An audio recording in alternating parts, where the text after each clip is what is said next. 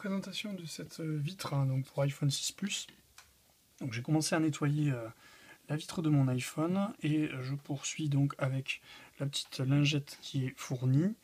Ensuite, il va falloir faire une opération plutôt délicate qui consiste à enlever toutes les petites poussières pouvant se trouver sur l'écran et du coup espérer ne pas en déposer davantage lorsque l'on va poser la vitre.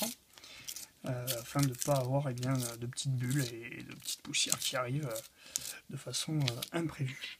Donc on va ici décoller la protection du film et positionner la vitre du mieux que l'on peut. Alors l'avantage, j'ai envie de dire, avec ce genre de vitre là, c'est que comme c'est dur, eh bien on va pas être gêné a priori pour positionner correctement la vitre. Et donc là, il faut essayer de respecter au mieux le contour.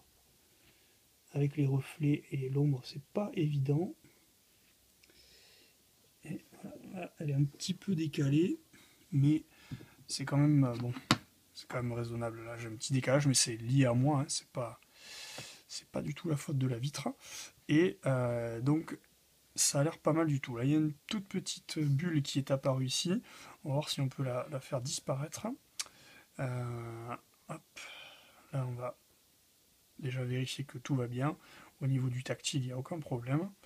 Et il va falloir voir si cette petite bulle ici s'en va bien correctement. Et ça a l'air d'être le cas. Il y a une petite trace, mais on va voir si dans quelques jours, heures, secondes, elle disparaît. Donc là, a priori, on a quelque chose de correct, même si moi je l'ai mal posé. La vitre, elle, rentre très très bien. Et du coup, est plutôt fine également. Donc si on regarde ainsi, on va faire un petit zoom et un petit peu de netteté, on voit que c'est très très bon. Voilà, donc un très bon produit. Personnellement, je l'ai mal posé, mais quand même, ça reste un très bon produit.